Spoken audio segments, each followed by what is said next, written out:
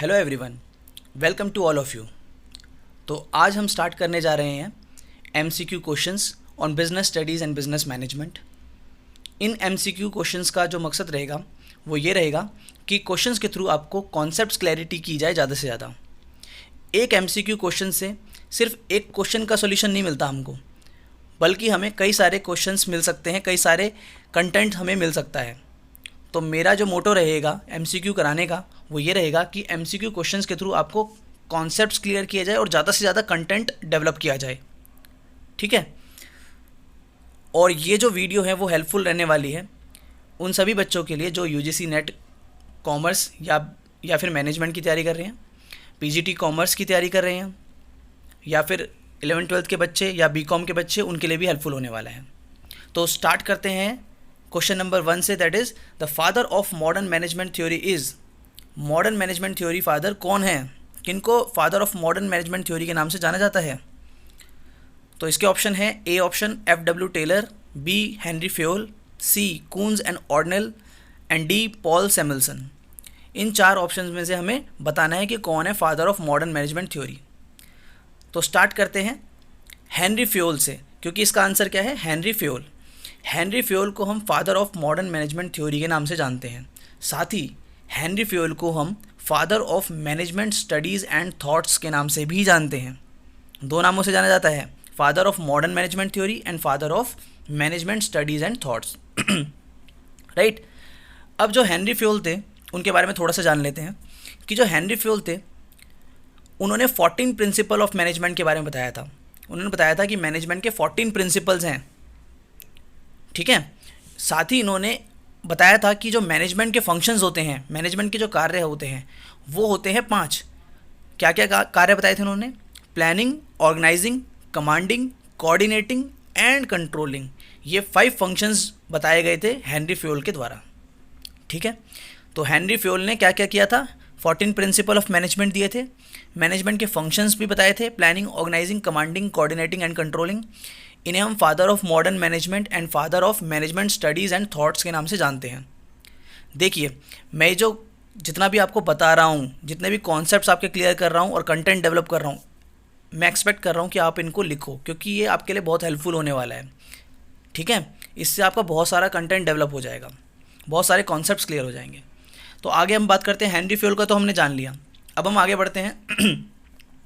पहला ऑप्शन था F.W.. Taylor. इनके बारे में थोड़ा सा जान लेते हैं। एफ.डब्ल्यू. टेलर जो हैं उन्हें हम फादर ऑफ साइंटिफिक मैनेजमेंट के नाम से जानते हैं। इन्होंने साइंटिफिक प्रिंसिपल्स ऑफ मैनेजमेंट दिए थे। इन्होंने बताया था कि जो मैनेजमेंट है वो उस पर वो जो है वो साइंटिफिक प्रिंसिपल्स लगते हैं उस पर। इन्होंने कुछ साइंटिफिक प्रिंसिपल्स भी बताए थे मैनेजमेंट के। उन प्रिंसिपल्स के बारे में बताता हूँ। 4 प्रिंसिपल बताए थे उन्होंने साइंटिफिक मैनेजमेंट के। इन्होंने बताया था, पहला principle science not a rule of thumb. Second principle इन्होंने बताया था harmony not discord. Third principle cooperation not individualism. And fourth principle is development of worker to their greatest efficiency. ये 4 प्रिंसिपल बताए थे एफ.डब्ल्यू. टेलर ने। आगे बात करते हैं कून्स एंड ऑर्डनेल। ये कौन थे? कून्स जो थे उनका नाम था हैरल्ड कून्स और ऑर्डनेल का नाम था सिरिल ऑर्डनेल। इन्होंने भी एक बुक लिखी थी जिस बुक का नाम था प्रिंसिपल ऑफ मैनेजमेंट। ठीक है। कून्स एंड ऑर्डनेल की एक बुक थी जिसका नाम था प्रिंसिपल ऑफ मैनेजमेंट। पूछा जाता है कि प्रिंसिपल ऑफ मैनेजमेंट किसने लिखी थी, तो प्रिंसिपल ऑफ मैनेजमेंट बुक जो थी वो कून्स एंड ऑर्डनेल ने लिखी थी। कून्स एंड ऑर्डनेल ने भी बताया था मैनेजमेंट के फंक्शंस के बारे में। इन्होंने बोला मैनेजमेंट के फंक्शंस जो होते हैं ना वो 5 होते हैं। क्या क्या फंक्शन होते हैं? Planning, organising, staffing, directing and controlling. ये फंक्शंस के बारे में किसने बताया था? कून्स एंड ऑर्डनेल ने बताया था। अब हम आगे बात करते हैं। हमारा लास्ट जो ऑप्शन था पॉल सैमुएल्सन। ये कौन है? अब इनके बारे में जानते हैं। जो पॉल सैमुएल्सन थे वो एक इकोनॉमिस्ट थे जिन्होंने न्यू क्लासिकल इकोनॉमिक्स या कीनीजियन थ्योरी के बारे में कंट्रीब्यूशन दिया था अपना। तो पॉल सैमुएल्सन कौन थे? इकोनॉमिस्ट थे। ठीक है। तो यहाँ पर हमारा क्वेश्चन नंबर 1 ख़त्म होता है। आगे बढ़ते हैं हम क्वेश्चन नंबर 2 पे। Question number 2 is scientific management is the contribution of. Scientific management का किसका कंट्रीब्यूशन है? मैंने अभी भी बताया था साइंटिफिक मैनेजमेंट थ्योरी किसने दी थी? फादर ऑफ साइंटिफिक मैनेजमेंट किसको कहते हैं?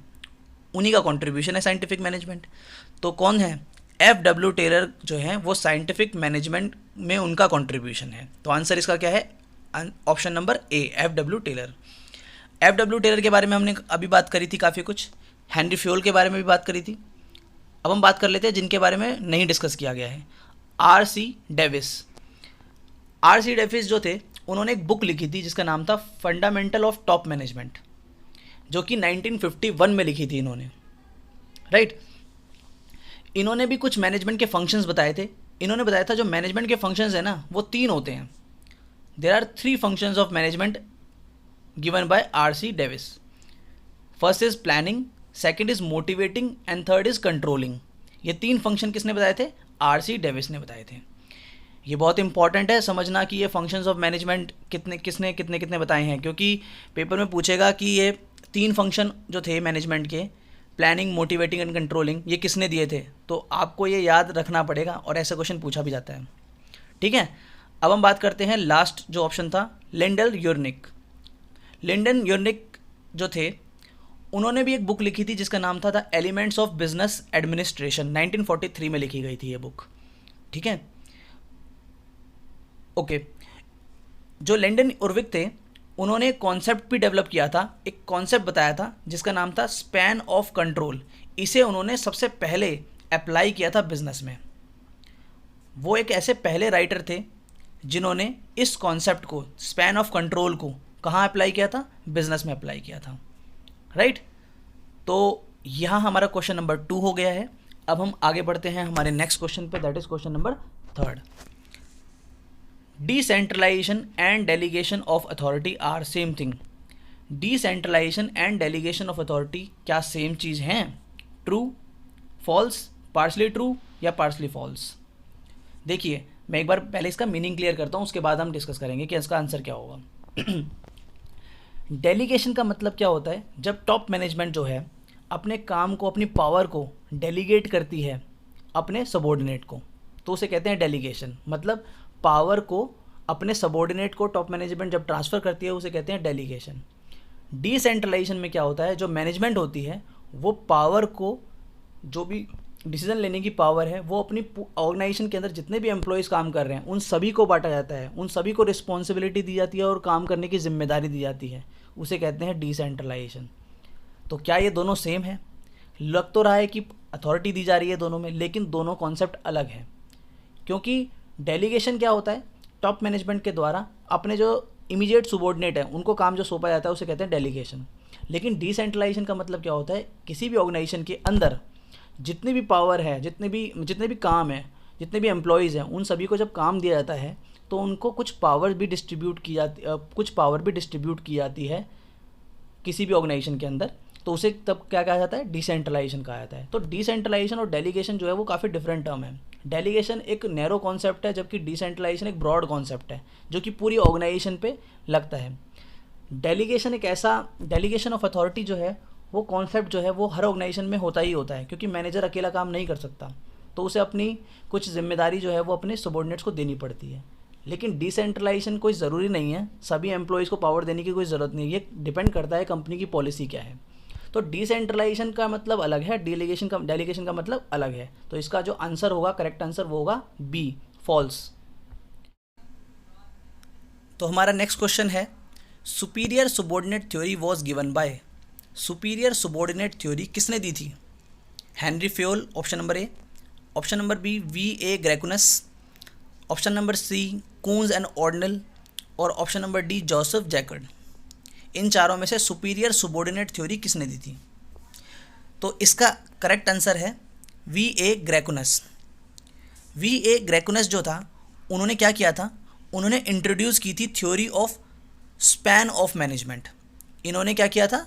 Theory on span of management को इंट्रोड्यूस किया था। स्पैन ऑफ मैनेजमेंट का मतलब क्या होता है? किसी भी सुपीरियर के अंडर कितने एम्प्लॉयज़, कितने सबॉर्डिनेट्स वर्क कर सकते हैं, यह है स्पैन ऑफ मैनेजमेंट। इसे ही हम स्पैन ऑफ मैनेजमेंट जो था, उन्होंने जो थ्योरी इवॉल्व की थी उसको हम सुपीरियर सबॉर्डिनेट थ्योरी के नाम से भी जानते हैं, ठीक है। तो ग्रेकुनस ने क्या किया था? स्पैन ऑफ मैनेजमेंट, जिसे हम सुपीरियर सबॉर्डिनेट थ्योरी के नाम से जानते हैं, वो इवॉल्व किया था। तो इसका करेक्ट आंसर क्या है? B, V.A. ग्रेकुनस। अब आती है बात हेनरी फ्योल के बारे में, तो हमने डिस्कस कर ही लिया था। अब हम बात करते हैं जिनके बारे में डिस्कस नहीं किया। तो अब हम डिस्कस करते हैं कून्स एंड ऑर्डनेल, जिनके बारे में डिस्कस नहीं किया था। तो जो कून्स एंड ऑर्डनेल थे, उन्होंने बुक लिखी थी प्रिंसिपल ऑफ मैनेजमेंट। ठीक है, इन्होंने क्या बुक लिखी थी? Principle of management. साथ ही इन्होंने कुछ फंक्शंस ऑफ मैनेजमेंट बताए थे। क्या क्या फंक्शंस बताए थे इन्होंने? Planning, organising, staffing, directing and controlling. ये 5 फंक्शन इनके द्वारा बताए गए थे कून्स एंड ऑर्डनेल के द्वारा।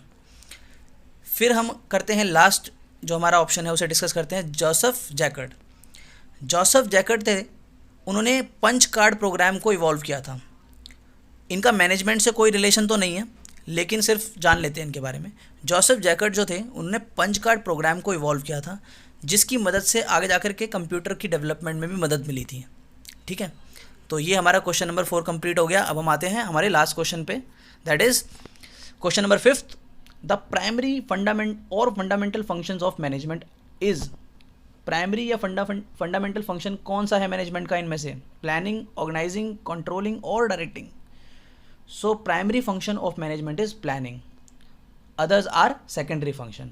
सबसे पहले सबसे ज़रूरी जो फंक्शन होता है वो होता है प्लानिंग, क्योंकि प्लानिंग से ही हमारी मैनेजमेंट स्टार्ट होती है। तो जो प्राइमरी फंक्शन होता है वो क्या होता है? प्राइमरी फंक्शन क्या होता है हमारा? प्लानिंग होता है। ठीक है, इसमें कुछ ज़्यादा डिस्कस करने वाला नहीं है। तो प्राइमरी फंक्शन है प्लानिंग, उसके बाद होता है organising, then staffing, then directing and then controlling. ठीक है, तो ये हमारे आज के 5 क्वेश्चन कंप्लीट हो गए हैं।